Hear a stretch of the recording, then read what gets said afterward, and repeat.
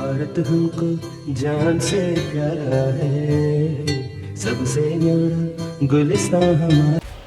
नमस्कार दोस्तों, स्वागत है आपका द करंट में। तो आज हम बात करेंगे कि इंटरनेशनल मार्केट में क्रूड ऑयल की प्राइस $0 या उससे भी कम कैसे रह गई है। तो ये सब जानने से पहले हमको क्रूड ऑयल की क्लासिफिकेशन को जानना पड़ेगा। और क्रूड ऑयल की क्लासिफिकेशन वैसे इंटरनेशनल मार्केट में काफ़ी है, लेकिन जो इम्पोर्टेंट है वो है वेस्ट टेक्सास इंटरमीडिएट, एक ब्रांड क्रूड ऑयल, एक ओपेक बास्केट रेफरेंस।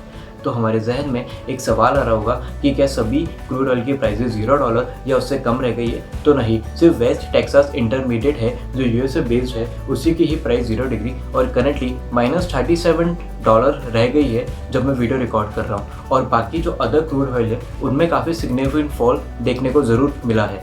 तो ऑयल प्राइसेस के डिक्रीज होने में दो मेजर कारण हैं। पहला, Russia Saudi oil price war, दूसरा due to corona virus.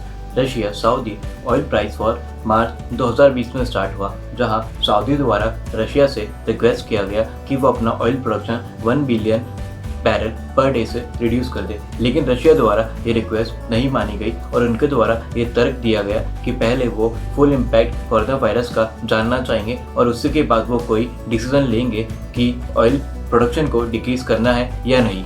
Russia के इस डिसीजन से सऊदी अरेबिया काफ़ी नाराज़ था और उन्होंने रिटेलिएट करते हुए अपने ऑयल प्राइसेस को $6 से $8 तक और गिरा दिया और एशिया, यूरोप और यूनाइटेड स्टेट्स को ऑफर किया।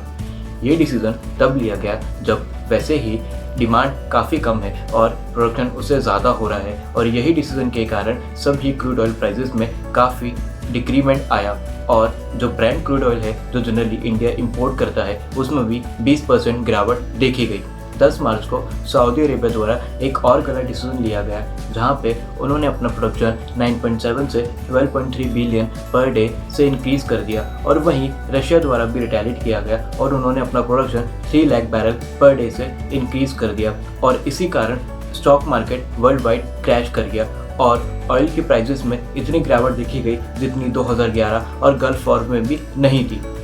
दूसरा जो प्रमुख कारण है वो है कोरोना वायरस। कोरोना वायरस की वजह से 50% से ज़्यादा कंट्रीज़ प्रॉपर लॉकडाउन में है। वहाँ पे कोई भी इंडस्ट्रीज़ वर्क नहीं कर रही है, कोई भी ट्रैवल नहीं चल रहा है और एविएशन इंडस्ट्रीज़ भी वर्ल्ड वाइड बंद है। और इसी की वजह से ऑयल की जो डिमांड है वो काफ़ी कम हो गई है। और फरवरी 2020 में इंटरनेशनल एनर्जी एजेंसी IEA द्वारा फोरकास्ट किया गया कि ऑयल की जो डिमांड 2020 में रहेगी वो 2011 से भी कम रहेगी। 5 मार्च 2020 को ओपेक कंट्रीज द्वारा एक फैसला लिया गया कि वो अपना ऑयल का production 1.5 million barrel per day से रिड्यूस कर देंगे, और ये अब तक का सबसे कम प्रोडक्शन रहेगा ऑयल का ओपेक कंट्रीज द्वारा।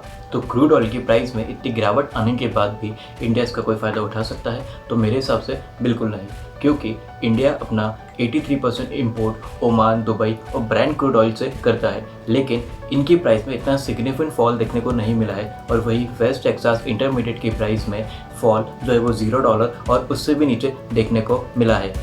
कुछ कंट्रीज़ को काफ़ी फ़ायदा होने वाला है, जैसे कि यूके, मैक्सिको, कनाडा, क्योंकि ये कंट्रीज़ जो है अमेरिका से ही अपना ऑयल इंपोर्ट कराती हैं। और देखा जाए तो अमेरिका द्वारा काफ़ी कंट्रीज़ को ये ऑफ़र दिया गया है कि वो अपना ऑयल उनसे इंपोर्ट कराए और वो उनको काफ़ी चीप प्राइस पर ये ऑयल देंगे, लेकिन फिर भी इंडिया अपना ऑयल इनसे इंपोर्ट नहीं करा सकता। एक डाटा अनुसार इंडिया में पेट्रोल में 15% तक गिरावट और डीजल में 25% तक गिरावट देखी गई। और इसी कारण की वजह से जो इंडिया में जो ऑयल रिजर्व्स हैं वो फुल है। देखा जाए तो हर एक कंट्री के पास अपने अपने ऑयल रिजर्व्स हैं और इंडिया के पास ये 5.33 मिलियन टन्स है।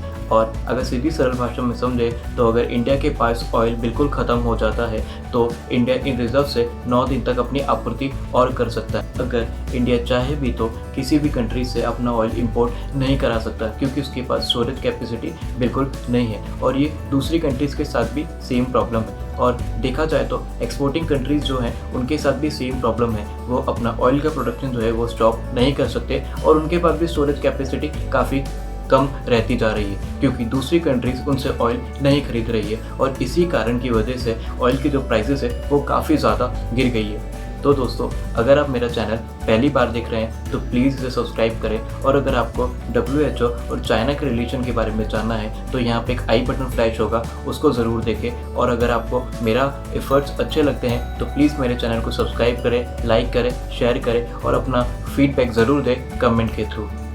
Thank you.